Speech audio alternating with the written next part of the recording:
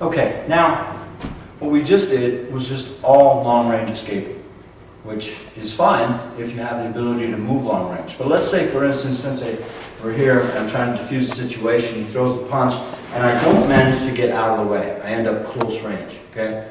So in this exercise, what we're going to do is we're going to show you how to use the octagon so that you can change your distancing from short range here to long range where you can apply the kick. Okay? Obviously, I can kick low here, but we're gonna go for higher kicks. So from here, as he rotates, what I'm going to do is I'm going to follow his back, okay, and I'm going to take a step, and that causes him to take a step. He throws the next punch, okay, he runs into the kick. Okay. He throws a punch, I slip out of the way to angle number 3. Okay. Now remember, he is targeting for me here. Either he's targeting for me here, or he's targeting for me here, because that's what he has as far as an option to hit. Okay. As he rotates, I'm going to move back to angle 2. Okay. Place myself in a posture, taking the weight off the front foot. Now he has to cross the center again. As he does, try and kick. Okay. He throws the next punch, I cut here. He throws the next punch, I cut over this way. He's trying to disappear from his line of sight. He throws the next kick, and we'll go hook kick. He throws a punch, maybe I slip inside this time. Okay? From here, this hand is very, very close. Okay? He throws the next punch, I'm going to kick back to here. Again, I'm set up. If I end up body facing him to engage, I will do the front kick. If I end up here, I will use the side kick. Okay? So this is how we use the angles of the octagon from short range to long range, which is a bit more realistic than jumping to the long range right away. So as he throws a punch, on the inside, he throws the next punch. On the outside, he throws the next punch on here. Okay? From here, I'm facing away from him. This might be my avenue of escape, but I can't get there fast enough. He rotates, he runs into a back kick. Okay? So use of these angles and knowing how to create the 90-degree angle on your opponent is extremely important. Okay? Now, that's just going from short range to long range with just escaping. Now we're going to add in some tools that you use to manipulate his body structure, which will help you. It'll buy you more time. It will manipulate the body of the opponent, making it more effective to kick him. So, for instance, since he throws a punch, and I shoot in here. Okay. Now, what I'm going to do is I'm going to manipulate this arm as he goes to rotate. I'm going to kick this arm up, and what it does is it speeds up his rotation. Okay, and enlarges his rotation. Now I just escape to an angle, and I drive the kick. When he rotates, I drive the kick. Okay? He throws a punch, I'm ready here. From here I make check. Okay? So as he rotates, I check this and brings him here. Now he throws the next punch, drive using the kick. Right? So there's manipulation and there's speeding up. Okay? He throws a punch. Let's do this one. Okay. He throws a punch, I work here, he throws the next punch, I check, okay? And what I do is I work a sweep here.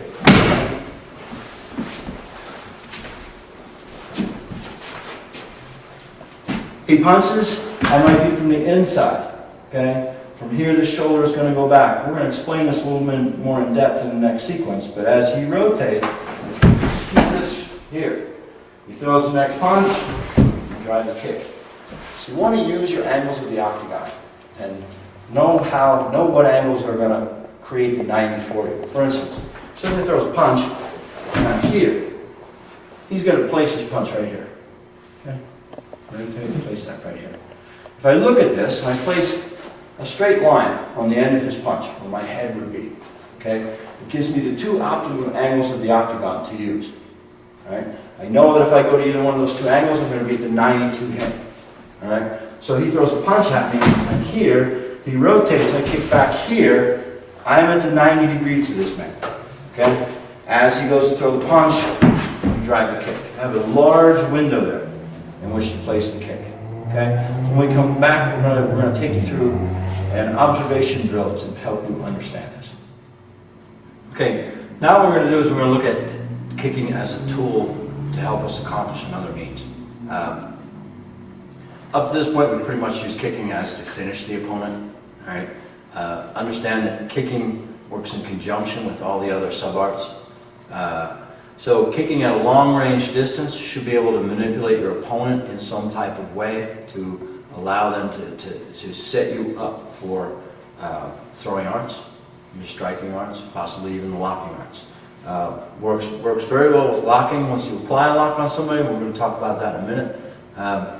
But let's look at how we can use kicks to manipulate their body structure, which is what this is really all about, learning how to manipulate their body structure to give us as many options as possible. So we're going to look at how we can use kicking to set up our throwing arts and our striking arts. Okay, let's say a sensei grabs, okay, I'm going to loosen here, cut down in here, I'm going to kick to this knee here, and I'm going to create a weakness in his base. I'm going to hit here, come back, or throw.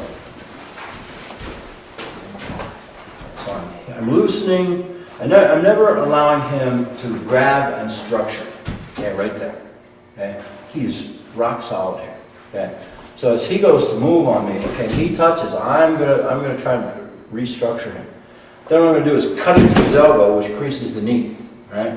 Then from here, I'm gonna kick that knee, and then come through and create a throw. Also, when he's there, you can use a stomp type kick while he's on the ground. Okay. He's gonna grab. Okay, I cut to the outside. Now he goes to throw the next punch. I'm gonna kick here. I'm gonna come across and work my attention. All right. He throws a punch. I'm gonna shoot off to this angle. He rotates in. I'm gonna kick to the waist crease, bringing him down, and then working my attention to finish him. All right. Understand the importance of low kicking. You have in Karanai Hanshi, you have this type of kicking. Okay. Anytime we're in a distance here, okay. Let's say he goes to rotate, and I kick here, and that's going to set him right up for the hits. All right. So experiment with your different situations. Look at how you can kick, how you can weaken the lower base, or cause an arch. So if he's here, we're still long range. He rotates. Now, if he rotates and I kick him right there, right above the belt, okay, brings him in where I don't have to reach to throw my hit. The other thing that's important is the use of kicking with locking. All right. So if sensei chokes and I'm coming out into this lock, all right, if you notice what happens, his knee's kicked out. All right. But yet he can still structure himself and try to counter this lock. Right? But if his base is weak, he has no ability to do that. Really very weakened in the lower base. When using with your locks, it's very important that, let's say choke, okay?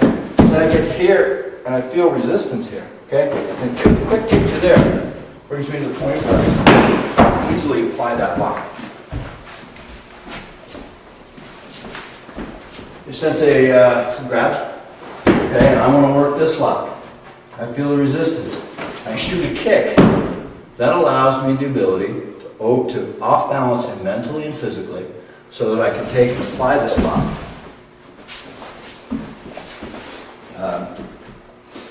Also, if I'm choke again, okay? Let's say I'm here, I'm working this lock here, right? If he's structured, okay, he has the ability to push up. But if I structure him, he has the ability to push up, and I kick this knee, takes away all his base. That's all it takes to put the man down. So take your kicking and look at how that you can use it to combine and set up all your other sub-arts. And when we come back, we're going to do a summary of this whole thing.